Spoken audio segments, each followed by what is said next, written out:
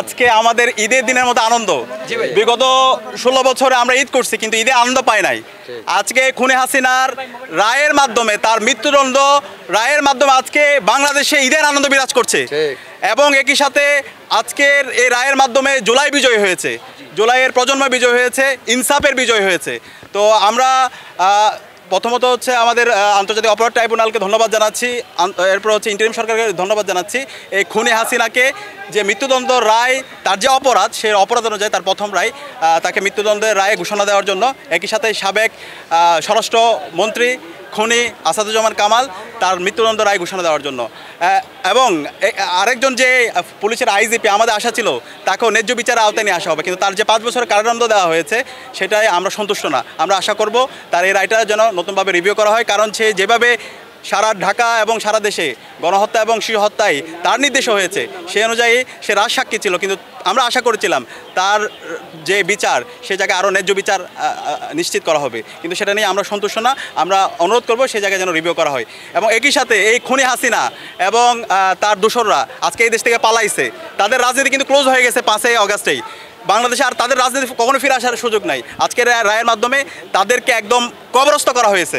আওয়ামী লীগের রাজনীতি এবং সন্ত্রাসীদের রাজনীতি একদম মাটির নিচে তাদেরকে দাফন করে ফেলা হয়েছে। এখন মূল কাজ হবে এই খুনি হাসিনা এবং তার দোষরদেরকে দেশে নিয়ে আসা, দেশে নিয়ে এসে রায় কার্যকর করা, ফাঁসিতে ঝোলানো। এটা আমাদের সবার দাবি, এটা শহীদদের দাবি, শহীদ পরিবারের দাবি। তো আমরা খুব দ্রুত সময়ের মধ্যে সবাইকে অনুরোধ করবো, যারা দায়িত্বশীল পর্যায়ে আছে, ইন্টারিম এবং হচ্ছে আন্তর্জাতিক অপরাধ ট্রাইব্যুনালে যে প্রসিডিউরগুলো আছে সেগুলো শেষ করে খুব দ্রুতই খুনি হাসিনা এবং তার দোষরদেরকে নিয়ে এসে তাদেরকে যেন দ্রুত ফাঁসিতে ঝুলাইয়ে রায় কার্যকর করা হয়, সেই দাবি থাকবে। এই দেশে যে কেউ চাইলে ফ্যাসিবাদ হয়ে ওঠার চেষ্টা, কিংবা ফ্যাসিবাদ হয়ে উঠতে পারলে, কিংবা সব কিছু তার নিয়ন্ত্রণে থাকলে যা কিছু তাই করে পার পেয়ে যাবে, সেই ধারণা আজকে ভুল প্রমাণিত হয়েছে।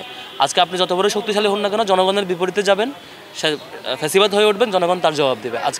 আজকে রায়ের মধ্য দিয়ে এই চূড়ান্ত ফ্যাসিবাদের শিখরে যাওয়া শেখ হাসিনার যে ফাঁসির রায় ঘোষিত হয়েছে, এটির মধ্য দিয়ে সকল রাজনীতিবিদদের জন্য একটি উজ্জ্বল শিক্ষা নেওয়ার মতো জায়গা আছে আর কি। দ্বিতীয়ত হচ্ছে অনেকগুলো মামলা, অনেক হত্যাকাণ্ড, অনেক এরকম হত্যাকাণ্ড হয়েছে। সেই 2009 থেকে 8 থেকে শুরু করে 2006 থেকে শুরু করে একেবারে 24 পর্যন্ত প্রত্যেকটা হত্যাকাণ্ডের বিচার হওয়া জরুরি। মাত্র একটা অভিযোগের 6টা হত্যাকাণ্ডের 12 জন সহ কিছু এক্সাম্পলের উপর আজকে বিচার হয়েছে। সবগুলো হত্যাকাণ্ডের এটার আওতায় আসে নাই। সবগুলো হত্যাকাণ্ডের বিচার হলে আরও অনেক অপরাধী এখানে ধরা পড়বে। সবগুলো বিচার দ্রুত হয়ে যাওয়া দরকার। সকল অপরাধীকে এই দ্রুত রায় ঘোষণা এবং রায় কার্যকরের দিকে আগানো দরকার। এভাবে পেন্ডিং রেখে অনেকগুলো মামলা যে পেন্ডিং আছে সবগুলো দ্রুত হয়ে যাওয়া দরকার।